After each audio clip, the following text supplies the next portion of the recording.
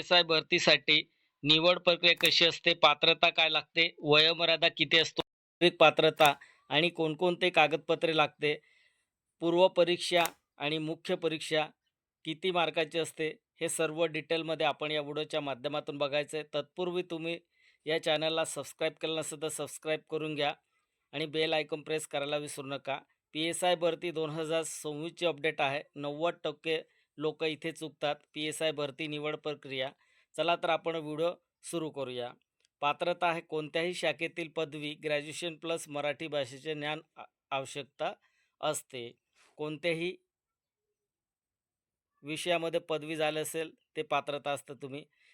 वेतन काय असतो? 38,600 ते 1,22,800 वेतन असतो. वयोमर्यादा 19 ते 31 वर्षे राखीव प्रवर्गासाठी. शारीरिक पात्रता पुरुष उंची 165 सेंटीमीटर लागते. छाती 79 सेंटीमीटर प्लस 5 सेंटीमीटर फुगवणे. महिलांसाठी उंची 157 सेंटीमीटर लागते. निवड प्रक्रिया प्रक्रिया पूर्व परीक्षा 100 मार्काचं प्लस मुख्य परीक्षा 400 मार्काचं प्लस शारीरिक चाचणी 100 मार्काचं, मुलाखत 40 मार्काचं. नोकरी काय असते? पी-एस-आय म्हणजे पोलीस विभागातील अधिकारी पद. मुख्य कामे म्हणजे गुन्हे नोंदवणे, तपास करणे, कायदा व सुव्यवस्था राखणे, गस्त घालणे आणि वरिष्ठांच्या आदेशानुसार काम करणे.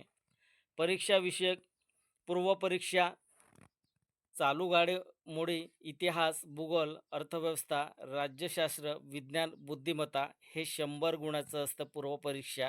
तर आपल्याला चालू घडामोडीचं स्टडी करावं लागणार आहे. इतिहास, भूगोल, अर्थव्यवस्था, राज्यशास्त्र, विज्ञान, बुद्धिमत्ता हे एवढं सब्जेक्ट आपल्याला स्टडी करावं लागणार आहेत.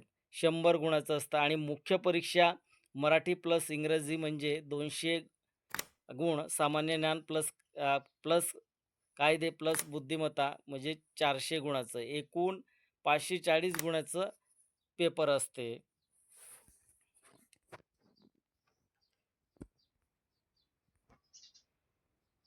पूर्व परीक्षा 100 गुण आणि मुख्य परीक्षा 400 गुण.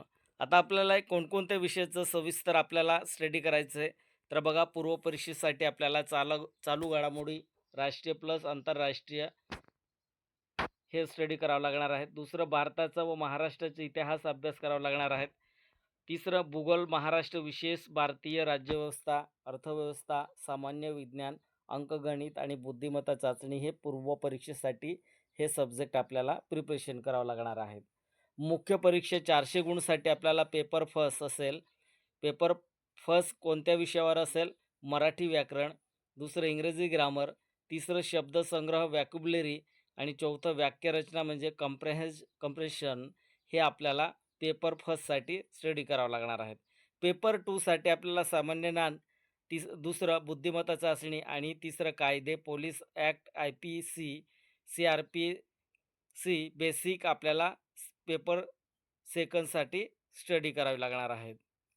शारीरिक पात्रता पुरुषसाठी बघा, उंची 165 सेंटीमीटर, छाती 79 सेंटीमीटर आणि फुगवून 5 सेंटीमीटर आपल्याला लागणार आहेत. महिलांसाठी उंची 157 सेंटीमीटर आहे. इतर माहिती, वयोमर्यादा 19 ते 31 वर्ष, राखीव सवलत लागू असते. पात्रता कोणत्याही शाखेतील पदवी. पगार 38,600 ते 1,22,800, मुलाखत 40 गुणाची असते. फायनल मेरिट 440 गुण मीन्स प्लस इंटरव्ह्यू असते. कोणकोणते कागदपत्रे आपल्याला या भरतीसाठी लागत असतात आणि आपली निवड झाल्यानंतर आपल्याला कोणकोणते कागदपत्रे त्या ठिकाणी व्हेरीफायसाठी घेऊन जावं लागते. पी-एस-आय भरतीसाठी आवश्यक कागदपत्रे, शैक्षणिक कागदपत्रे आहे. पदवी प्रमाणपत्र, ग्रॅज्युएशन, दुसरं 10वी गुणपत्रक व बोर्ड प्रमाणपत्र, तिसरं 12वी गुणपत्रक व बोर्ड प्रमाणपत्र आणि चौथं मराठी विषयाचे प्रमाणपत्र म्हणजे 10वी 12वी मध्ये जे प्रमाणपत्र आपल्याला मिळालं आहे, बोर्ड सर्टिफिकेट मिळालं आहे, ते आपल्याला या ठिकाणी लागणार आहे. ओळख आणि वयाचा पुरावा तुम्हाला काय द्यावा लागणार आहे? बघा, या ठिकाणी आधार कार्ड, 10वी प्रमाणपत्र, जन्मतारीख पुरावा साठी आपल्याला 10वीचं प्रमाणपत्र जरी सबमिट केलं तरी ते जन्मतारखेचा पुरावा होतो. तिसरं पॅन कार्ड असल्यास आपल्याला पॅन कार्ड पण जोडायचं आहे. असल्यास मतदान ओळखपत्र जोडायचं आहे. इतर आवश्यक कागदपत्रे, जात प्रमाणपत्र आपल्याला आरक्षित असल्यास आपल्याला जात प्रमाणपत्र जोडावं लागणार आहे. दुसरं नॉन क्रिमिलेअर प्रमाणपत्र इतर मागासवर्गीयांसाठी असते. तिसरं EWS प्रमाणपत्र लागू असल्यास आपल्याला जोडावं लागणार आहेत. आणि चौथं अधिवास प्रमाणपत्र म्हणजे डोमासाईल. हे महाराष्ट्र रहिवासीचा दाखला असतो. अधिवास प्रमाणपत्र तर आपल्याला हे कंपल्सरी असतो. अधिवास प्रमाणपत्र हे अनिवार्य आहेत. हे सर्व कागदपत्रे मूळ आणि छायांकित तयार ठेवायचं आहे तुम्हाला.